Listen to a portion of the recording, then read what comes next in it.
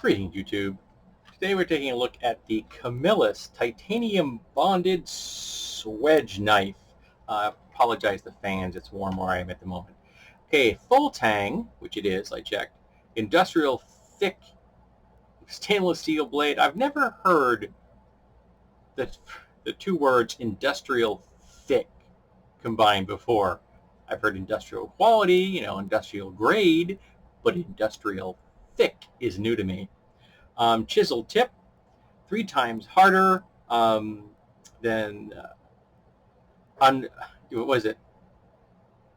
Untreated steel. Yes. I imagine that any steel that is treated is 3 times harder than any steel that isn't treated.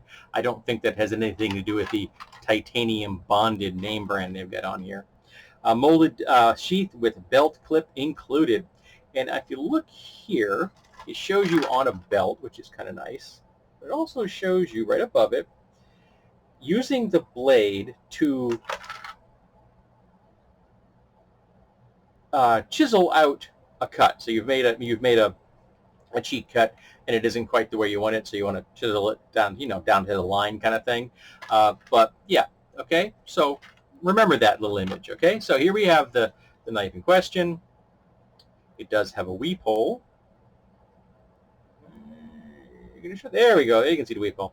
A weep hole. It has the pocket belt clip, which can be removed without taking your belt off. That's a nice feature. Particularly if you're on this is the kind of thing you're going to slip on and take off. Though it does have teeth at the bottom. Well, it has 2 ridges. They kind of look like teeth from the edge. So getting it off may take a little bit of English on it. And then you have the tool itself. Okay, so here we go. Now I was attracted to it because it's got that nice straight edge. I love a nice straight edge. It's got this, which is not quite a razzle, which does not come to a point 90 degrees there. It is very thick, and it has a rasp on the back. Can you focus on that rasp? There we go. A rasp on the back. It is it's comfortable. The handle is nicely finished. There's no burrs, no sharp edges whatsoever. Whoever did the flashing on this did an excellent job. Though there is a slight artifact right here, which is from the extrusion process, and that is present. I had to look for it before I noticed it, so it's not going to fall under the category of a hot spot in any way. But yeah, it is prevalent. They could have maybe filed that off a little bit. It didn't make it look cosmetically better, but it has no impact on its ability to be used as a tool. Flat grind, which I greatly appreciate. I'm a firm believer that a flat grind is the only kind of grind you should use. Hollow grinds, in my book, are only useful for straight racers. And then the secondary bevel, though the secondary bevel is fairly sharp in the sense that it comes down and then the bevel kind of drops off rather quickly. So it comes out of the box with a usably sharp edge, nothing to write home about. Now, you remember that illustration on that package? It said that chisel, right? You'll notice that there's no blood gushing from my finger while I'm doing this. That's because there's no edge here. This comes to a flat, and that flat is a good 1/16 of an inch wide. Easy peasy. Okay, you're looking 1.5 mils. I mean, that's not a small flat. So, and I'm also baffled why they didn't bring this to an actual chisel grind. Have it be square, and then they sharpen this on a bias. Why? Why didn't you just come in and do a chisel, and then that would become to a point here? You could have done that, but they didn't want to, because that means they would have had to grind this to a chisel face. So, but they didn't grind this to an edge at all. Yeah, you're telling me it's a chisel face, but it's not. You can't do what that image shows you. I mean, you wouldn't be able, even if you were doing this, say you don't have a table saw, so you're using this with the method of taking a circular saw and cutting grooves back and forth with very thin sections of wood behind them.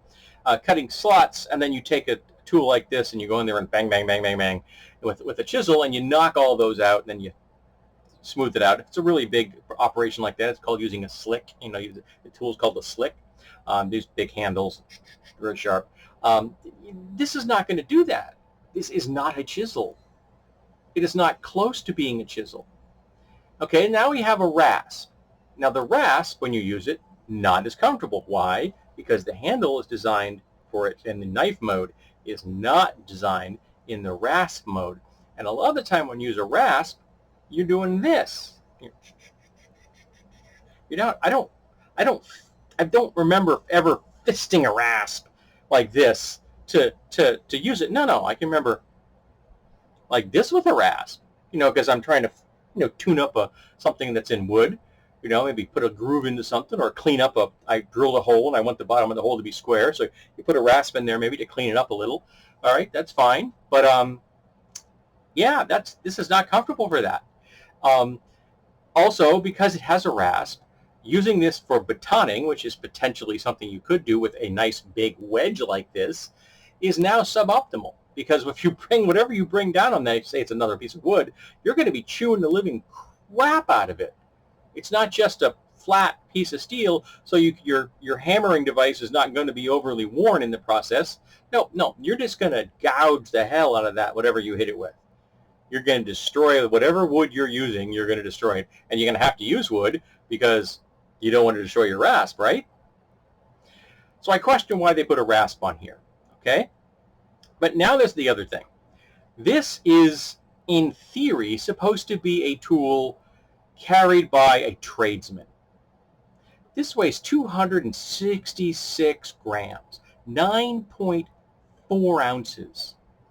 That's a lot of blade to be hanging off your pants, off your belt.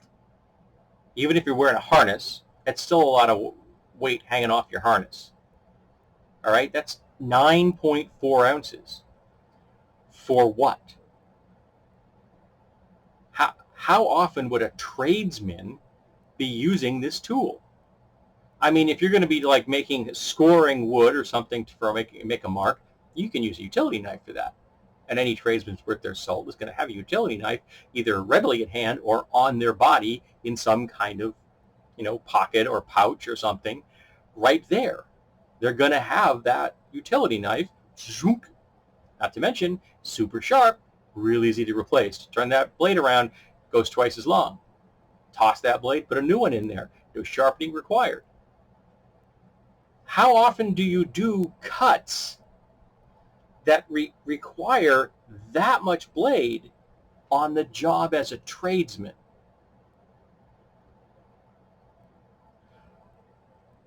I have a workshop, okay? Obviously not on the job kind of thing, but I have a workshop. And I never find myself in a situation where either a utility knife or a pair of shears will not achieve whatever cutting type action I need that is for a substance that can be cut with a knife or a pair of shears. I don't ever need that much knife. It's not required. And the tools I use are featherweight compared to this. I mean, my current favorite utility knife is an all plastic model which has a squeeze grip. It extends the blade for me. Squeeze it, blade out, drop it, blade goes away. My shears are plastic handled. Now, if I have to cut something that's heavier than that, I have a number of options when it comes to things that are like metal shears that all have metal handles.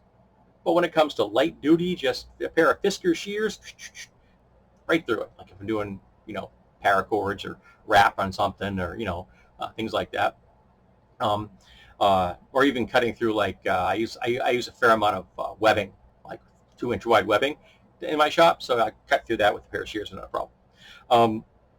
But yeah, I am baffled who this is aimed at. It does have a sharpening choil, which is nice. This, however, is very, very sharp, and that's very small, so I would not recommend doing this. You're going to get hurt.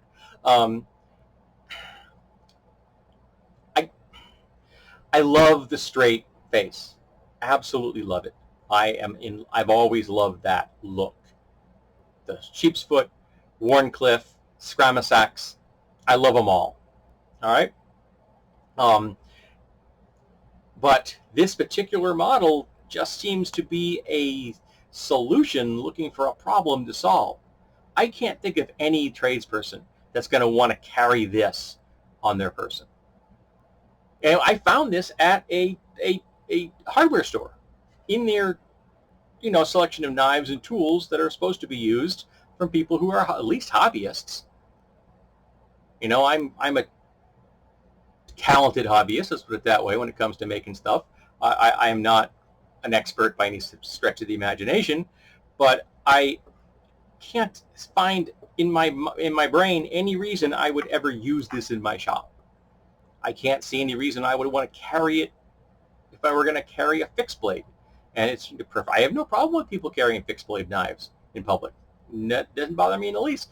I don't find a use for them myself when it comes to being in public. I carry a nice folder, keeps me, light, fits in my front pocket, does what I need it to do.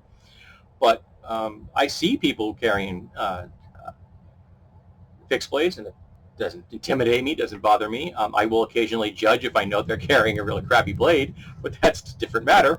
But I am really baffled by what this was supposed to be. Like, who thought this was a good design? Was more than one person involved with it? I have to imagine Camillus is not a small company, and yet somebody decided that making a whole bunch of these and releasing them to the market was a good idea. And I purchased it strictly because I wanted to do a review of it. I wanted to see what it looked like. I wanted to get my hands on it, not outside the package, so I could really get literally a grip on the thing and see how I felt it handled. And it's way too heavy. It is a weird beast that seems to be doing too many things at once. It's a good example of how a multi-tool does, multiple things poorly. And that's not a chisel. That is not going to do what that illustration shows you it's going to do. You cannot chisel out a piece of wood with this thing. Not to mention, if you want to use control, you got to be very careful because there's an edge right here. Whereas if you're using a conventional chisel, the sides of a chisel are not sharp. So you can go in there and be quite comfortable and not going to cut yourself because the only part that's sharp is the business end. So yeah, this Swedge knife I think is weird. I don't believe I'm going to keep it in my collection. I'm probably going to get rid of this because I just don't see any need for it. It doesn't fit any niche in my collection. It's not that compelling to me. It's just way too heavy. So yeah, no.